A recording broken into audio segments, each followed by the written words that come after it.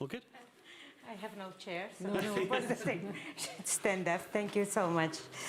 Madam President, Excellencies, ladies and gentlemen, dear James, Nixie, first, thank you for hosting us. You are a wonderful host, so thank you on behalf of Liberal International. Ladies and gentlemen, it is truly an honor to welcome the esteemed President of Georgia, the first woman to hold this prestigious position in the history of this ancient country, but young democracy. The presence of the first woman president of Georgia is critical moment. In this critical moment underscores the resilience, strength, and leadership that women bring to the forefront of political decision-making, serves as an inspiration to women and girls all over the world. In the midst of welcoming Madam President, we are also mindful of the challenges and threats faced by your country, especially in light of the current conflict in Ukraine and the ongoing Russian aggression in the region. Georgia was the first country to experience Russian neo-imperialism and violation of internationally recognized border back in 2008.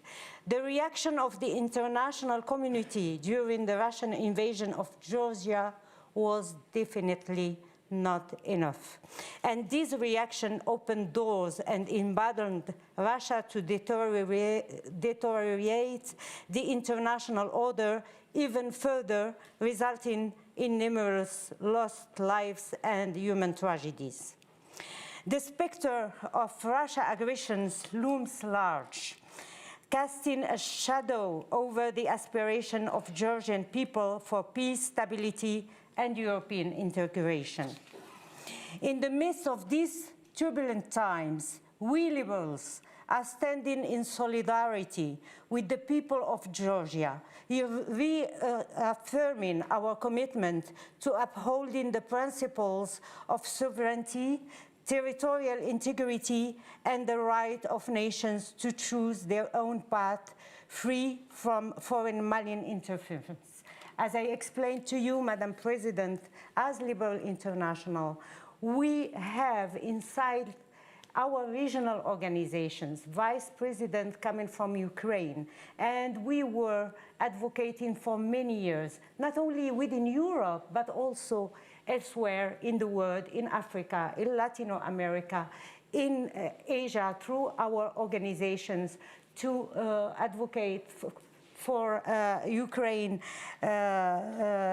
integrity and also all the Eastern Europe countries, and especially Georgia. Ladies and gentlemen, as we gather here today, let us reflect on the journey of Georgia toward an Euro-Atlantic future guided by the principles of democracy, freedom, and progress.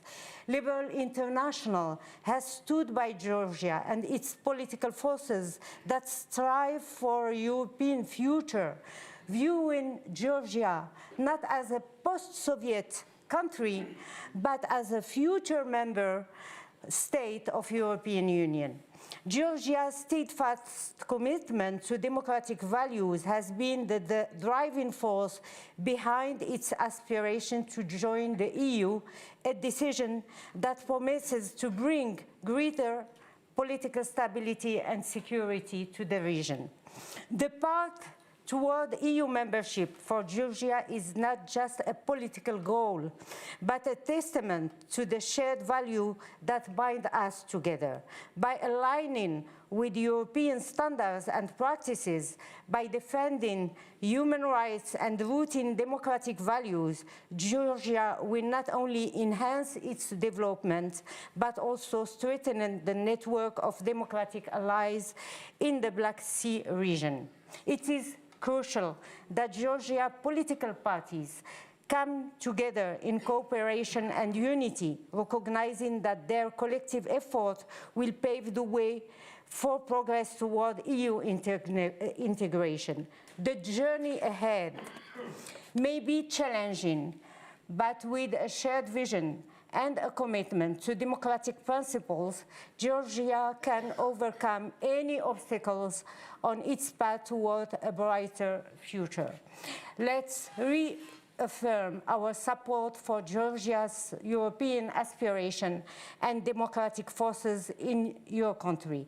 Today, let's celebrate the historic moment of having you, Madam President, and on behalf of Liberal International, the Bureau members and myself, you have in us an indefectible ally. So we are here to support you and also to mobilize the international community toward your goal. Your goal is our goal. Thank you for being here. You are a real inspiration for all of us, and we are delighted to have you. Thank you.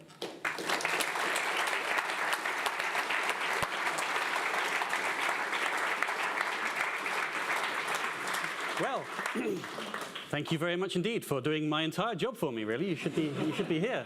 But thank you seriously, Dr. El Hayate and Liberal International, for the latest and now infrequent but very, very fruitful partnerships. Madam President, it's not our first time here either.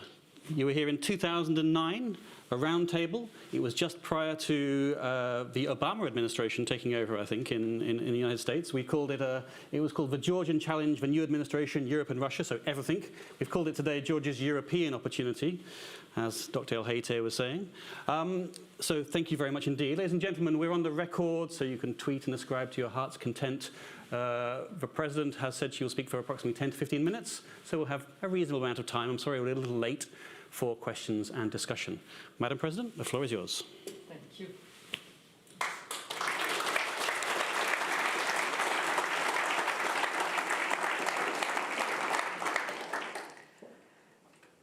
Thank you very much.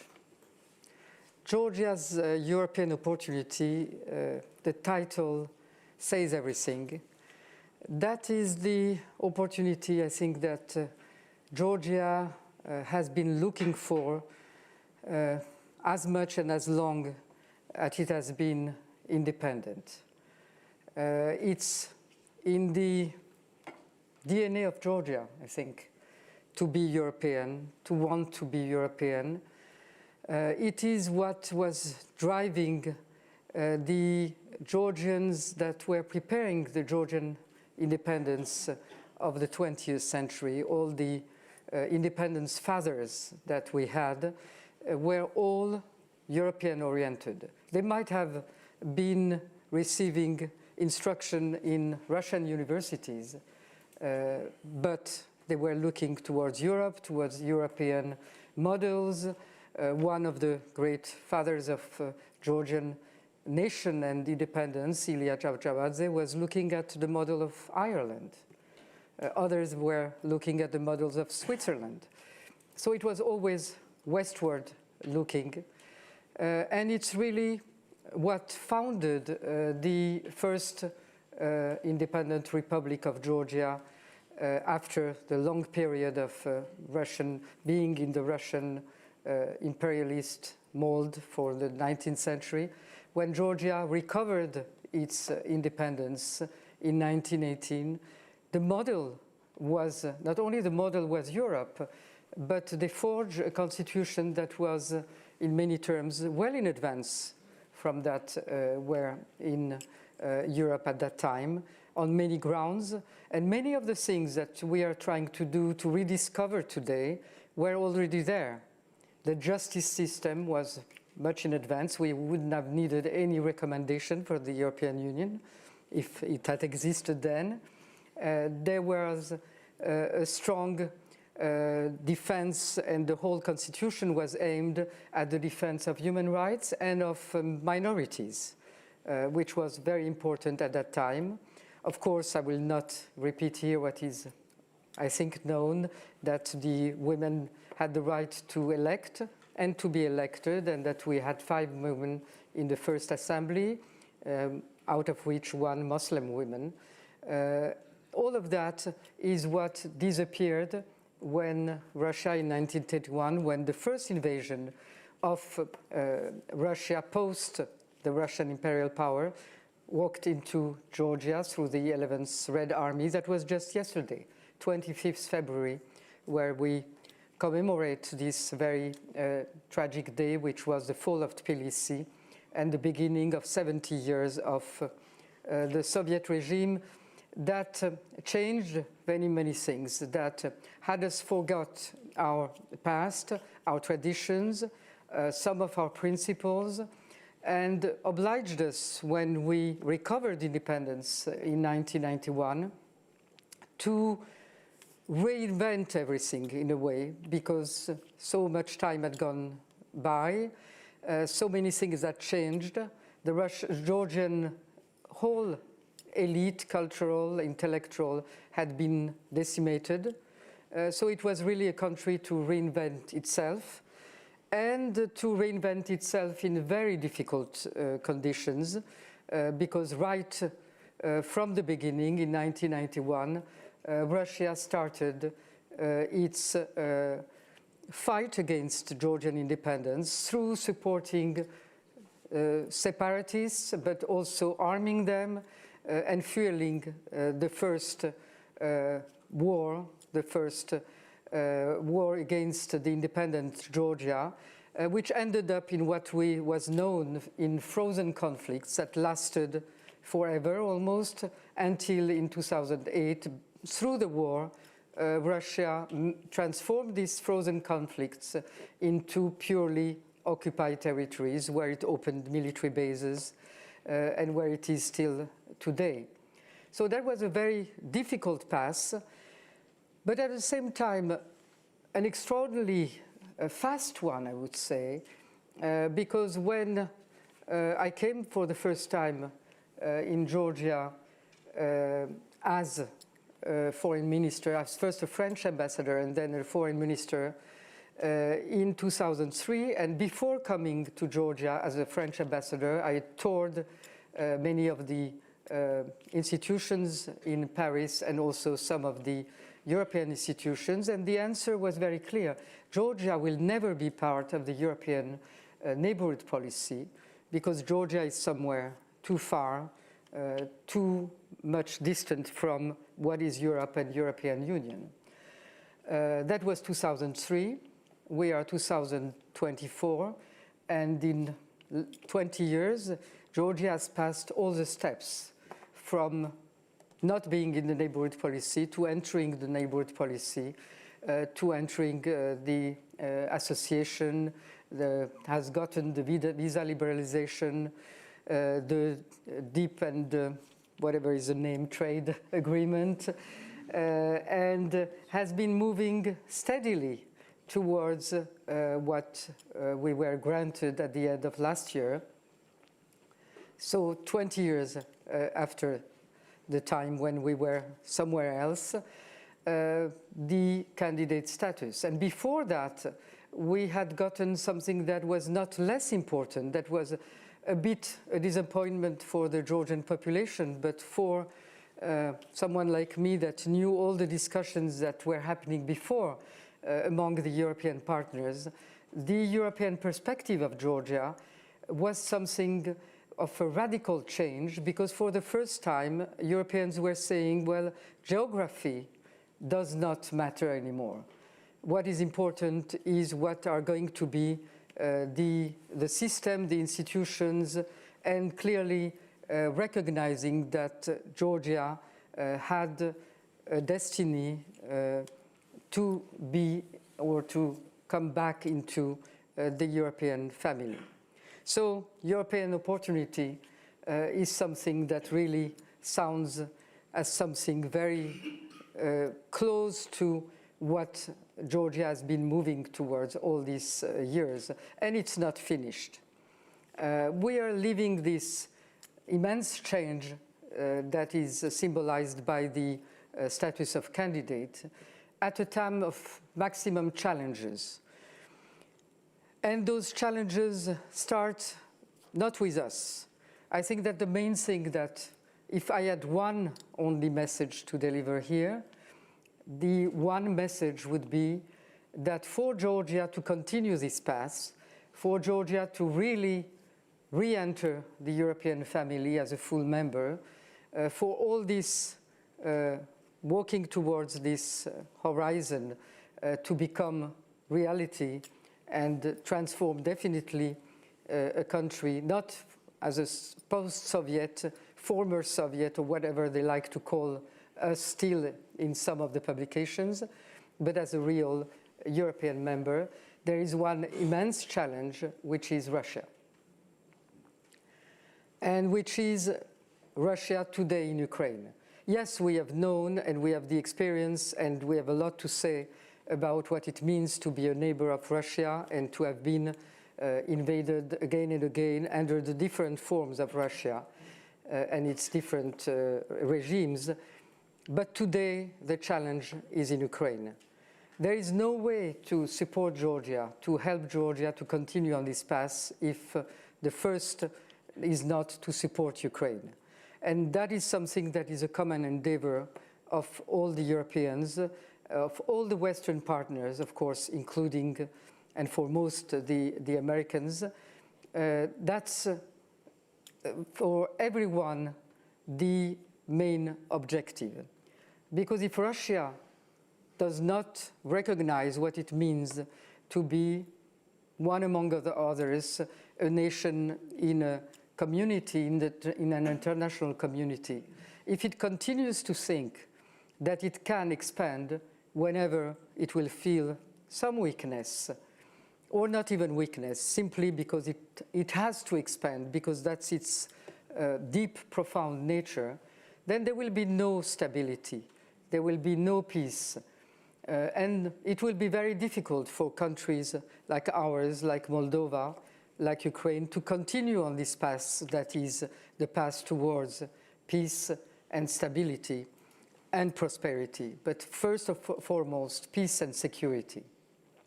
So if Russia does not change, and the only way in which Russia is going to change is if Russia cannot win in Ukraine.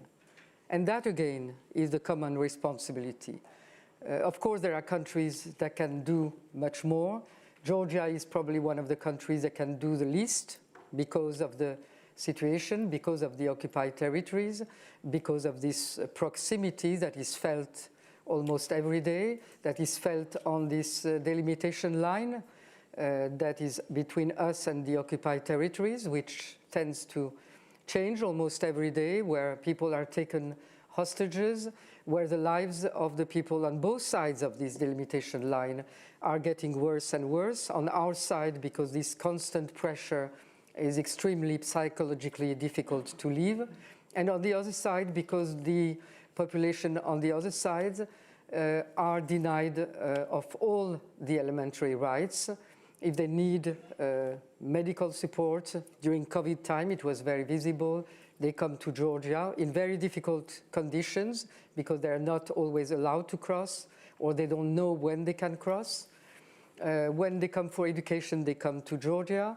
In the respective occupied territories, the language, the national identity language, cultural language, Abkhazian or Ossetian, is not defended in any way. Practically, it's not spoken anymore. It's Russian and Russification, what we have known in previous times for Georgia itself. Culture is not defended, and there has been no the delivery of what was expected by those that were the separatist forces in those occupied territories, which was to reinforce their identity, their specificity, has not happened.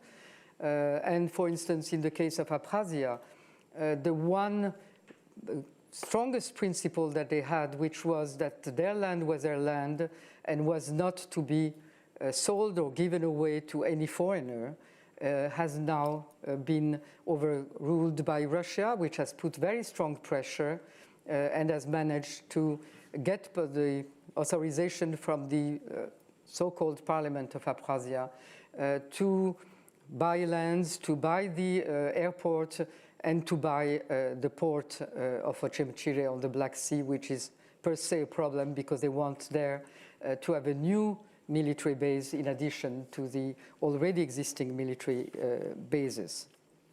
So Georgia's future is in Ukraine. Europe's future is in Ukraine. And Ukraine, that means Ukraine's victory.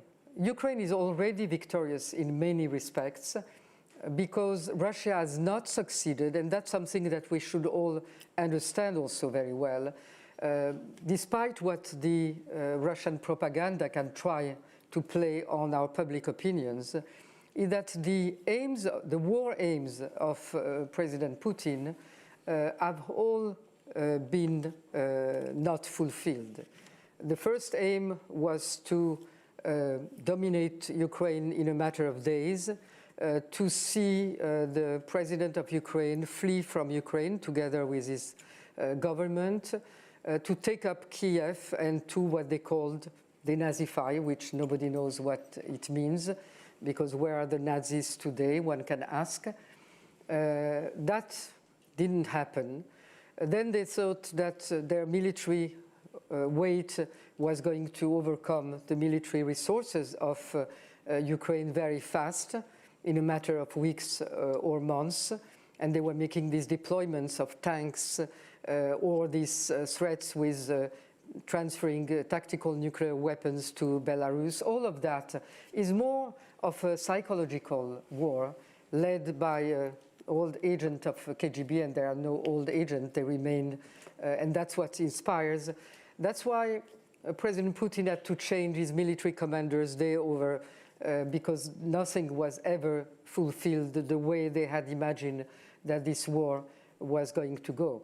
Yes, they have not yet known what is a military pure defeat, and yes, Ukraine has not yet recovered its whole territory and its internationally recognized borders. But Ukraine has not lost anything. It has not lost the support of its own public opinion. 2 years of war in those conditions is extremely difficult and extremely destructive for the cohesion of a population, and Ukraine has resisted to that, despite there also Russian propaganda that is very active to try to generate some kinds of reactions. Ukraine receives the support of the European partners, very strong support after 2 years. There too, our public opinions, despite the attempts to try to also affect the public opinions of the different countries around Ukraine or in Europe, it's still a majority that supports this support of Ukraine, the military support, and remains in this disposition that solidarity has to overcome. European partners have not been divided between them, despite the efforts of some European, without an S, because those that were to be in that group finally managed to keep the right direction. And Europe has managed, after 2 years, to get together to allow this 50 billion package support to Ukraine. That is something that probably nobody would have said in advance, that 2 years after, still Europe would manage to keep the consensus to that level and to keep the magnitude of this support. Europeans and Americans have not been divided. That's also something that very strongly the Russians were trying to get. Of course, we don't know what will come in the months to come, what will be the elections result. But if we look at what happens in some countries in Europe, it's not enough to have a change of government and even some populist forces coming to power to see a change of direction of the foreign policy. Because I think everybody realizes today that it's a question that has become existential. Early on, when I was talking about Georgia, I was always saying that for us the issues are existential, have been existential since Georgia recovered independence once and recovered independence a second time. But today it's not only for us, we're on the same boat. It's existential for all of us. And that's the message that I think I want to share with a public opinion that is looking at Georgia, but also should be looking at themselves, at the impact that the Soviet propaganda is trying to have on the different public opinions, while using all kinds of new methods, cyber attacks, financing some extremist groups, marginal groups, and having them portray some of the propaganda themes that are in favor in Russia, and by that trying to undermine the cohesion of Western societies, of European societies. But that doesn't work that well. And for that, I must say that we are in advance compared to European societies, because we have known that for a very long time.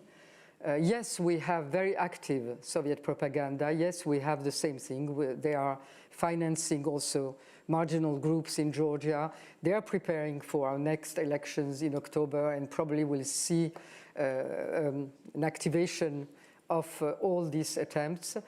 But the difference is that Georgia is very resilient. We have had the experience of 70 years of Soviet propaganda, and at that time the Georgian kitchens were very active, and they were all very politicized. And that was a way through which the population really managed to keep its own sanity and the right track. Same thing after this independence, with the occupation of our territories, with this constant pressure of every day having this line that is 40 kilometers from Tbilisi.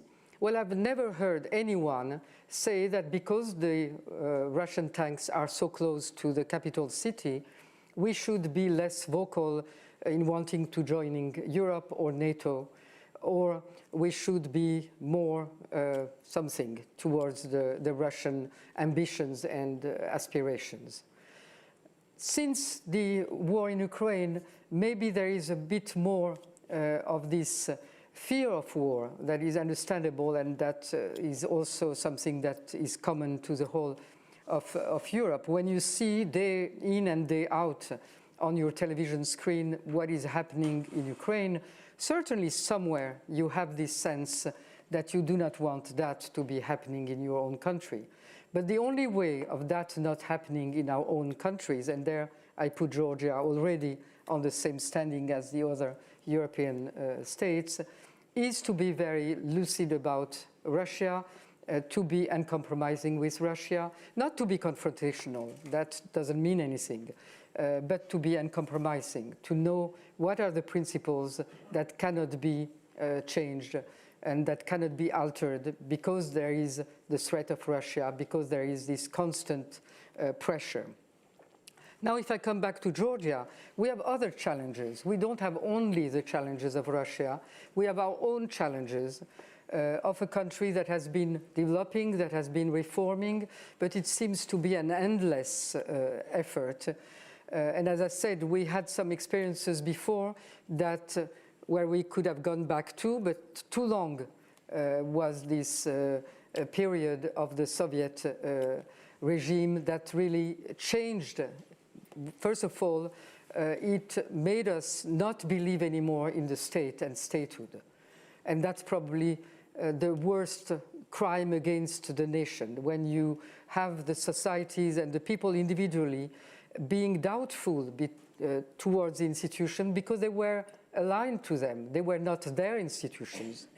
So that's something that we are gradually rediscovering, and it's not finished, that we have to respect our institutions. They are no longer that of a foreign country.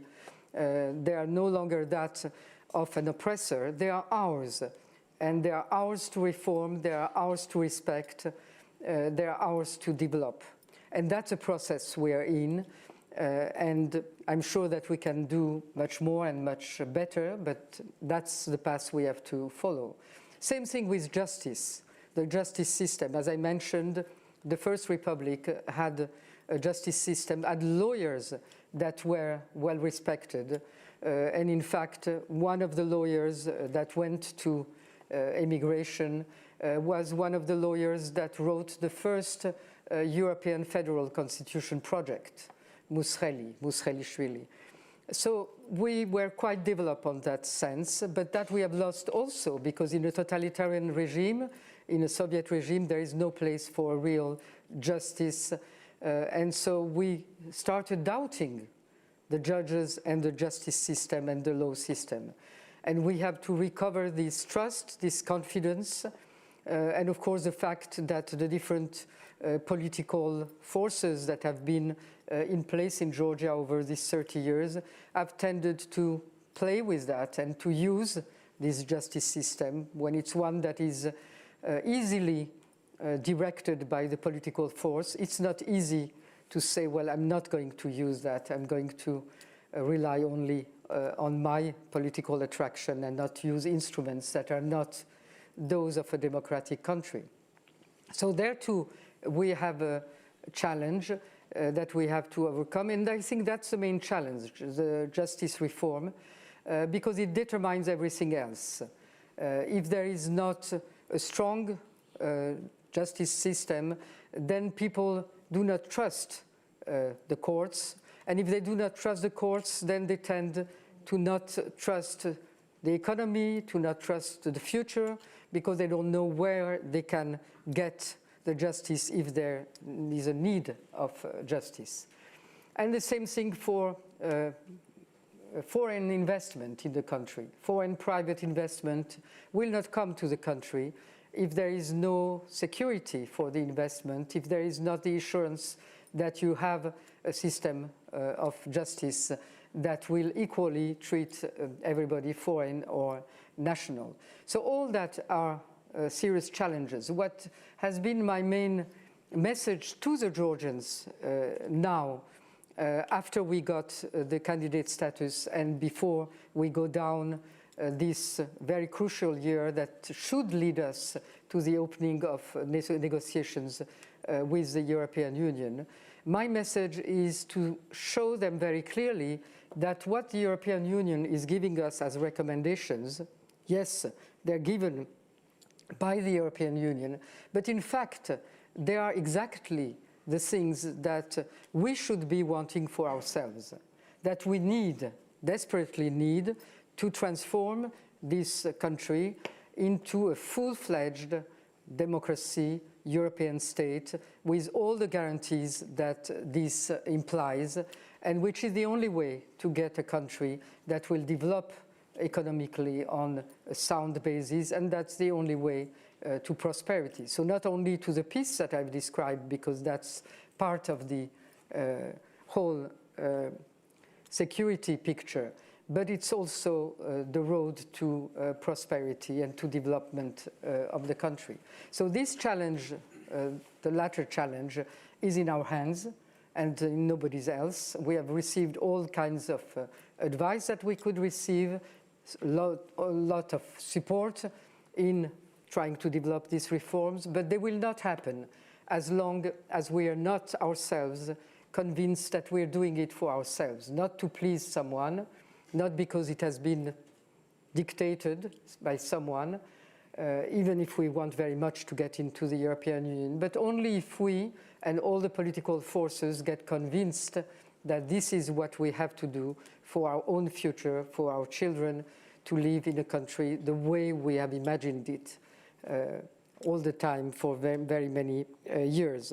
So this year will be a determining year. I was saying the same thing last year, and probably I would have said it many years before, because we live in that situation that everything at every point is essential, is existential. We are not yet on the other side of the line where we can sit down and think that we are in a place where we can securely, each and every one, worry about our own personal future and personal development. No, we are still there where we need to be united. That's quite difficult to convince the political force in Georgia that this is a necessity, that otherwise we play in the hands of the enemy because they're more divided. That's an old recipe that we all know.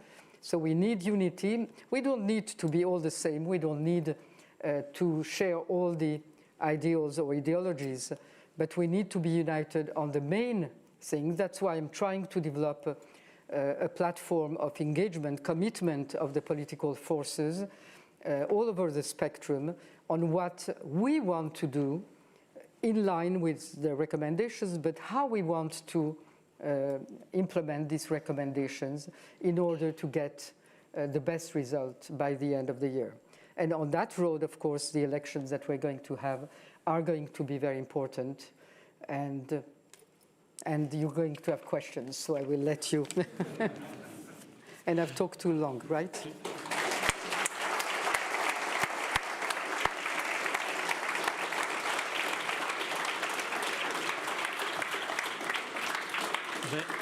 There's no such thing as talking too long when you're the head of state. When I'm chairing a round table, I can nudge and offer a red card, but it doesn't work like that when you've so it's different to the last time we did this together, Madam President. There's, I am sure, a great deal of love for Georgia in this room. We seem to want, I suspect we want what you want, that is quite clear.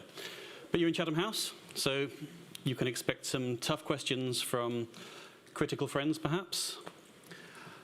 I have two, and then I'm going to open it out online and in the audience. And since you roughly divide your remarks into the international scene and the domestic scene, the international challenge and the challenges from within, that's where my questions will come from. So, Georgia is still a country that is occupied, has been invaded, and yet at the same time, the government, in contrast to yourself, Madam President, has shown really very little solidarity or evident support for Ukraine in the past 2 years.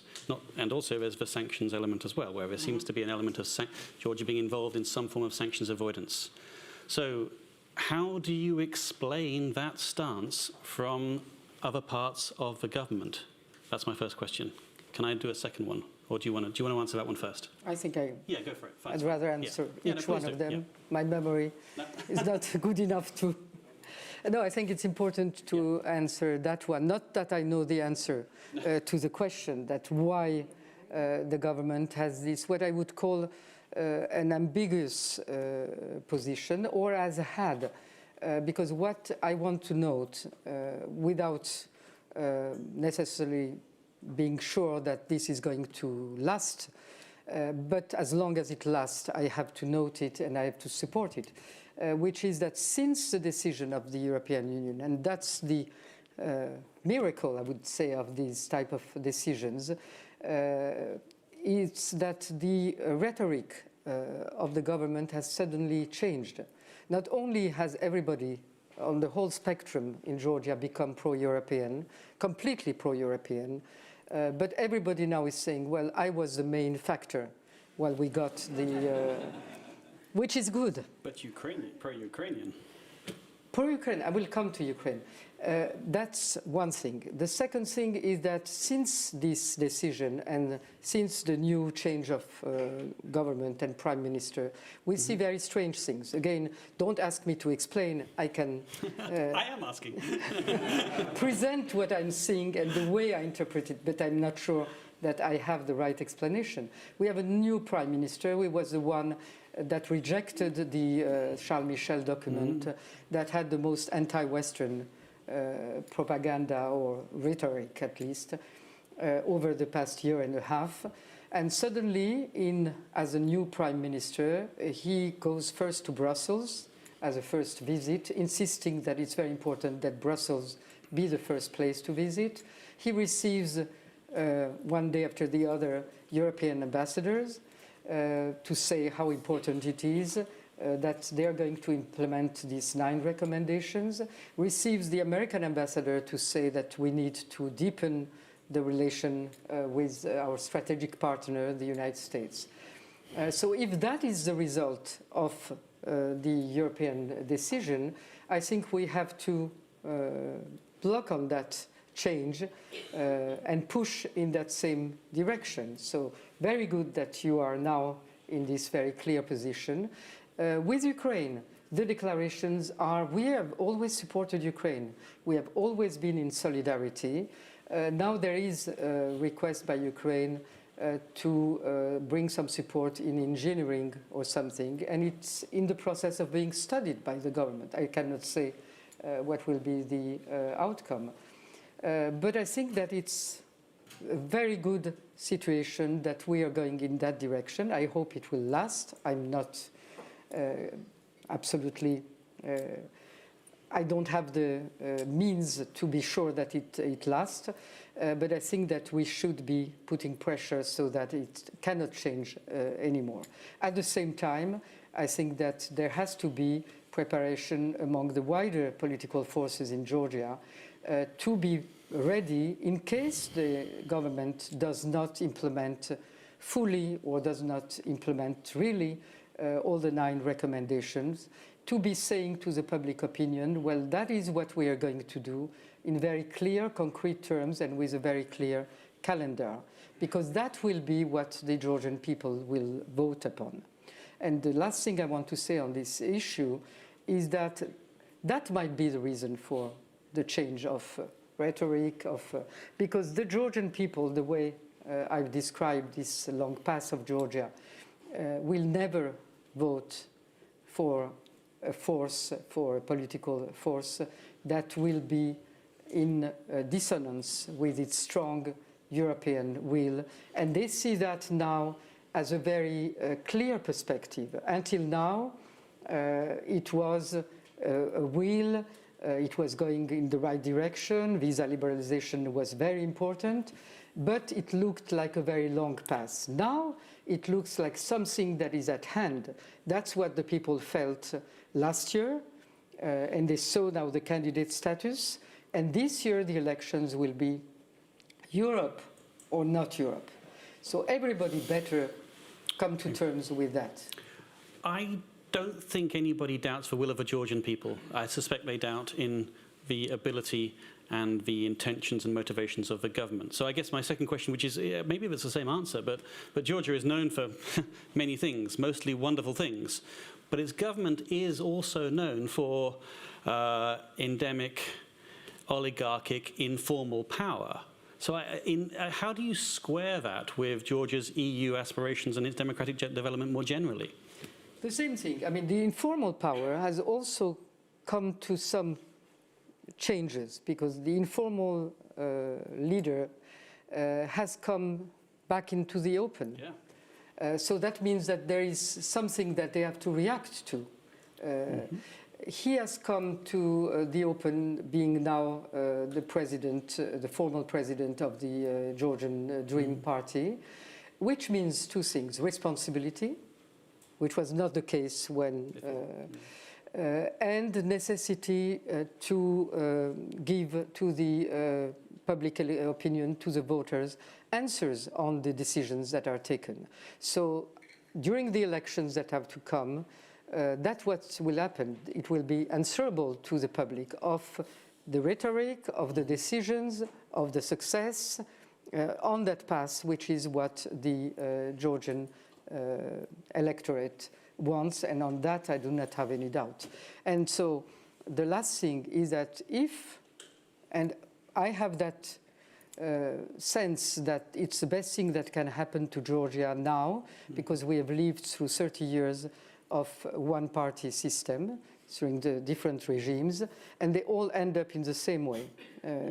I won't go into detail, but that's what happens when you stay too long in power with one party that covers everything. So the best thing that can happen, in a way, it's a Polish model, where nobody is ejected from power, but we have a coalition of forces that are clearly pro-European, and that means the end of oligarchy, because there will not be one power. There might be different oligarchs, sure, but not one vertical. And that's in a way also the answer to the polarization to some extent. Well, Madam President, you're in the right country to talk about governments possibly overstaying their welcome, but presumably a lot less European than yours, I have to say. Okay, I must open it out. I'm so sorry. We have 15, I'll run over a little bit, but 15 to 20 minutes of questions online in the audience. So I'll take a couple together. Lady right in front of me, sort of halfway up here, please. Yes, there's mics coming, which are necessary so the online audience can hear. Yeah. Thank you. Hi there, Dr. Kristen Nadeau, contractor with the U.S. Air Force. Thank you, Madam President, for your eloquent speaking today on the issues that are both internal and external to your country. However, I would ask, Madam, to look farther east and comment a bit on China and India and how you see their role in your economic development as well as addressing China's aspirations with Taiwan. Okay, thank you. I'll take what? Am I allowed to take a couple more this time? I can remind you, and I've got a pen for you. Hang on. And gentlemen, sort of middle back, middle on the right. Thank you. Thank you very much. Robert Walter, former Member of Parliament, also former leader of the UK delegation to the Parliamentary Assembly of the Council of Europe. Madam President, you spent quite a bit of time talking about Ukraine. You just touched slightly on the election in the United States. There is a very strong possibility that Donald Trump will be re-elected president in November. He and his Republican colleagues in the Congress are being very unhelpful with regard to Ukraine at the present time. If he is elected and he does some appeasement with Putin over Ukraine, what do you fear as far as Georgia is concerned and American support for the sovereignty of Georgia? Is it fear or is it hope for the best? China, India, and the Ukraine question. China. China is becoming more active in Georgia. That has happened over the past few years, but it's more and more active. We have now a strategic partnership. I don't know what it means, don't ask me, but and we also have just yesterday received the benediction of having visa-free regime with China. So, but beyond that, China is also active in Georgia in many on the infrastructure projects because it's cheap, not respecting many of the laws and the way their manpower is. But also because our Western partners are less present. And probably we need more engagement from our Western partners in the big infrastructural projects. Those are more for public money than for private money. One of them is very important, and that's an issue I didn't touch upon, which is the port of Anaklia, which is very essential because Black Sea security is probably the issue that should concern us all for the future. And Georgian coast on the Black Sea is very essential to Russia not having the exclusivity of the Black Sea cooperation or trade or whatever happens tomorrow on the Black Sea. And we all know that it has a lot of potential for the future, for the relations with Central Asia that is very also attracted to Europe.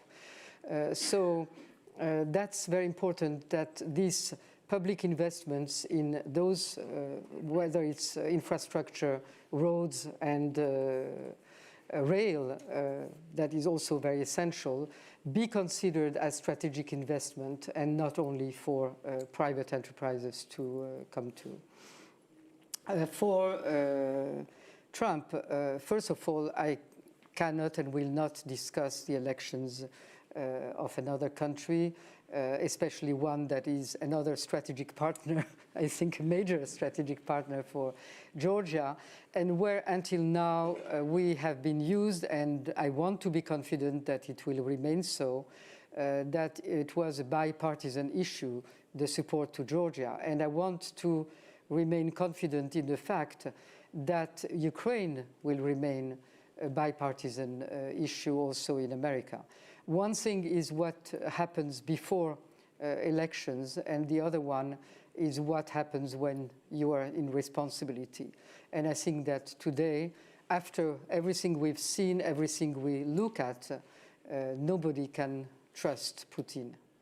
I can't help but remember, Madam President, that when you were last here, that Barack Obama was about to take power, and Georgia seemed to be the only country in the world which actually wanted John McCain to be president of the United States, and he's still a lot of love for him in that country, in your country now. I'll take a couple more. Max is sort of middle left, just here. Yeah, if you could, thank you.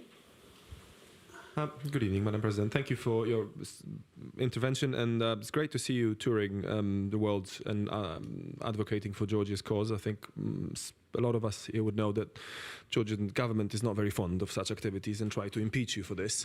I'm not sure whether the embassy is represented here. I've not seen anybody from the embassy. This is only half a joke. So I'm wondering, what are your, you can maybe tell us, as far as I understand, you've spent about 10,000 euros of your private funding for your trips. Are you self-funded here? And also, do you have any plans for further international activity between now and the end of your term this year? Thank you. Max is not a diplomat. Middle back, please. Yep. Yourself. Thank you for taking my question. Gary O'Shea, friend of Georgia. You mentioned earlier on the 9 conditions which have been handed down by the European Union and stressed to you. One of those is to guarantee that in October there will be free, fair and competitive elections. Do you have any concerns that as long as the leader of the opposition, Mr. Saakashvili, remains in confinement, in imprisonment, that condition will not be met? And could you talk a little bit about what the legal remedies are available to you to resolve that, and what thought you've given to them in recent times? Thank you. Please. So I'll start with the non-diplomatic question. Well, here I was invited, so I'm very glad, and thanks all for that.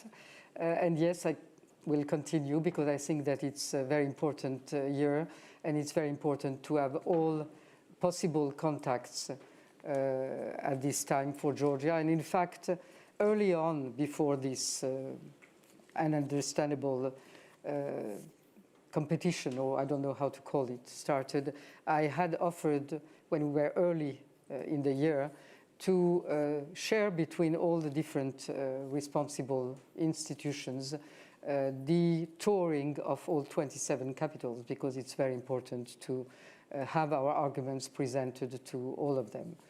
Unfortunately, that was not taken as a possibility.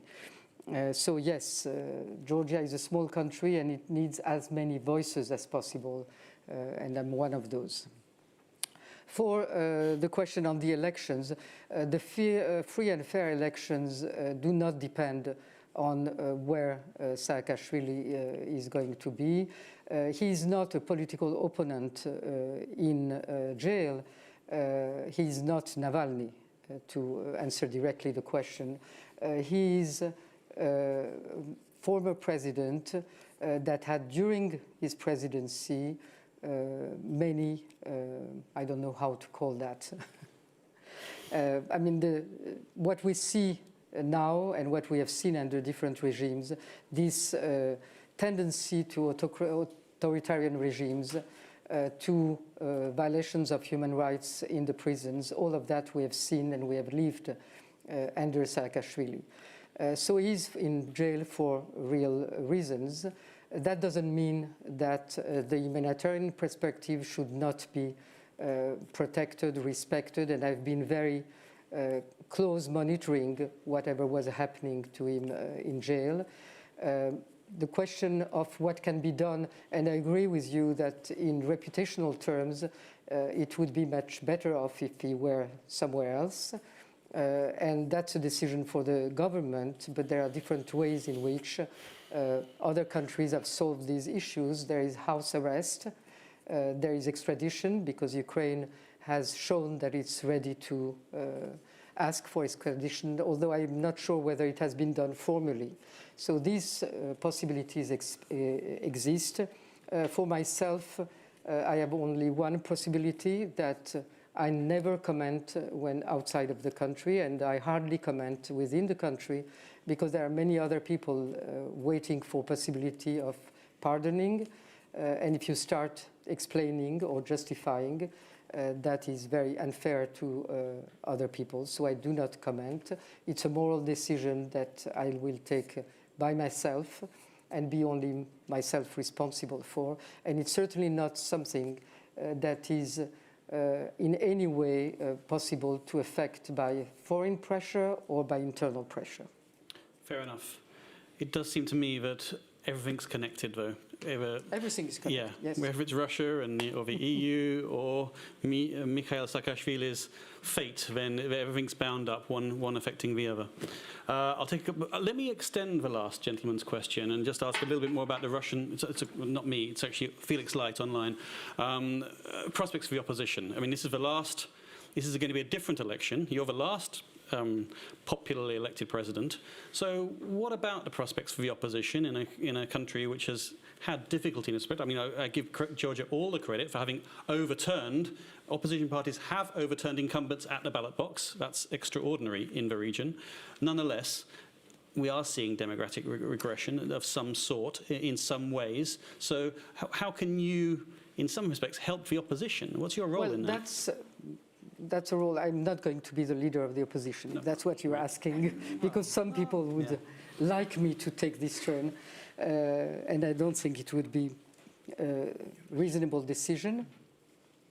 What is the very interesting situation today in view of the elections is that we have a public opinion and electorate that really he's no longer supporting the regime in place with a vast majority.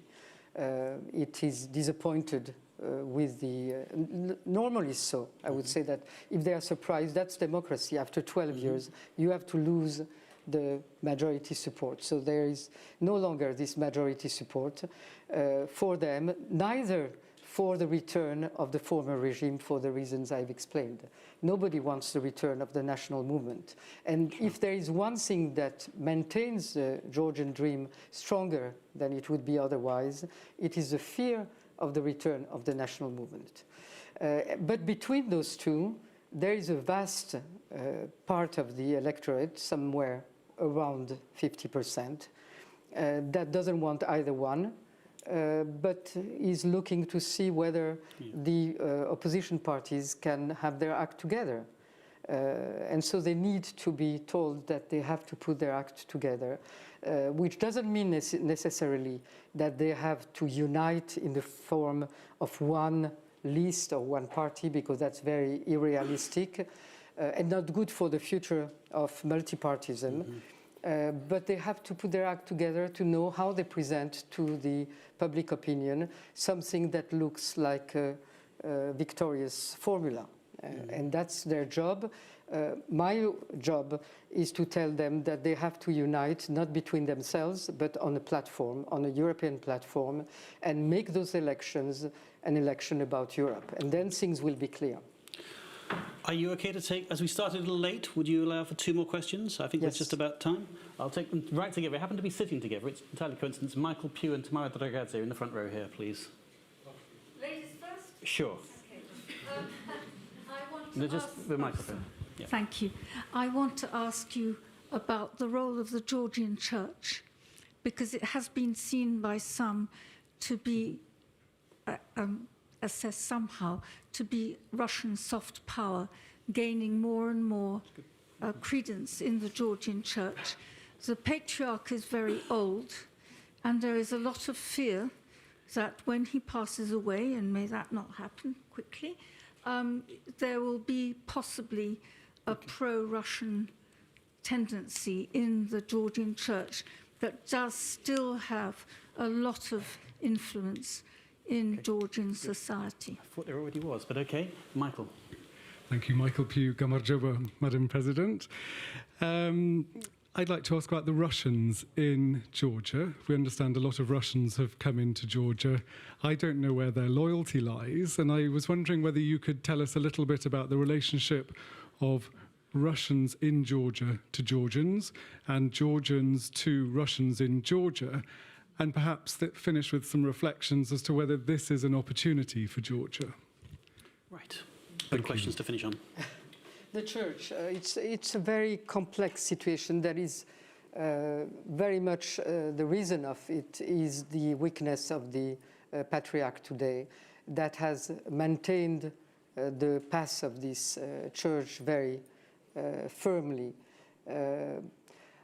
I think that the Orthodox Church, like in any other Orthodox country, is very close to the power and tends to follow the changes of accent, I would say, and nuances. So I hope that the Church will follow, in this case, also the pro-Western rhetoric. And since I'm an optimist and I'm confident in Georgia's resilience, I also hope that the Georgian Church will manage to elect a pro-Georgian and pro-European patriarch and not a pro-Russian one. Okay. For the Russians in Georgia, it's a very complex also issue because those Russians are now about 70,000 after having been more than 100. Some of them have left to different countries. But those that stay in very easy conditions because they have a visa for 1 year. They can go to another country and come back and have a renewed visa for 1 year.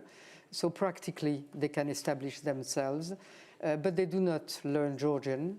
They do not have much empathy for Georgia to recognize that this is an occupied country in 20% of its territories.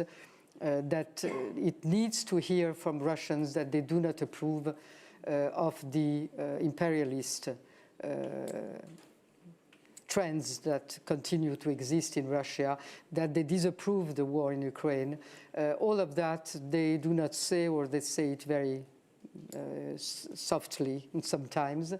And they are composing a coherent community that does not mix up very much with the Georgians either. So there are in form some, I wouldn't say fifth column, but because they are not pro-Putin as such, and they are not necessarily agents of Putin. There might be some among. We cannot, nobody has controlled them. So we do not exert much control. The government was very happy because thanks to the coming in of these Russians, we presented good economic figures over the past 2 years. But that's in decline because once they are here, they do not bring us in so much money. So it's a vulnerability. Among those, there are very good young people, very talented, in technology, computer science, that might be a good adjunction to the Georgian economy. So there are some positive forces, but all in all, it needs to be controlled more than we control it. It needs to be regulated. They need to contribute to the economy more, and they need to understand that when you live in a country, even if it's a country that was in the past colonized by your country, you have to respect the people of that country, their culture, their language, their identity, and you should not put your children in Russian schools, but in Georgian schools, so that they become part of the country. So it's a responsibility also for the authorities. But that is pointing out to a very serious problem that we still have to see a dissenting force in Russia that clearly rejects Russian imperialism as a force of the future, which we have not seen yet under any of the different regimes. Madam President, that is all we have time for. I'm so sorry, we could have gone on for another couple of hours, I know. Let me just say,